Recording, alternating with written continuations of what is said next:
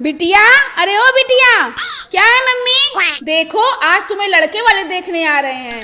अगर वो पूछे तुम्हें खाना बनाना आता है तो कह देना हाँ आता है। लेकिन मम्मी मुझे खाना बनाना तो आता ही नहीं। चुप रह, जितना कह रही हो केवल उतना कर। अगर लड़के वाले पूछे दाल कैसे बनाओगी तो बोलना दाल धुल कर बर्तन में डालूंगी, उसमें पानी नमक मिर्च हल्दी मसाला डालकर गैस पर 20 मिनट पकाऊंगी। और अगर उन्होंने पूछे सब्जी कैसे बनाओगी तो क्या बोलूंगी? अगर पूछे सब्जी कैसे बनाओगी तो बोलना सब्जी धुलकर बर्तन में डालूंगी, उसमें पानी नमक मिर्च हल्दी मसाला डालकर गैस पर 20 मिनट पकाऊंगी। बहन जी, दिखने में आपकी बिटिया तो बहुत खूबसूरत है। अगर आप अनुमति दे तो कुछ सवाल पूछ लूं बिटिया से। अरे आपकी बिटिया है, जो मन हो वो पूछिए।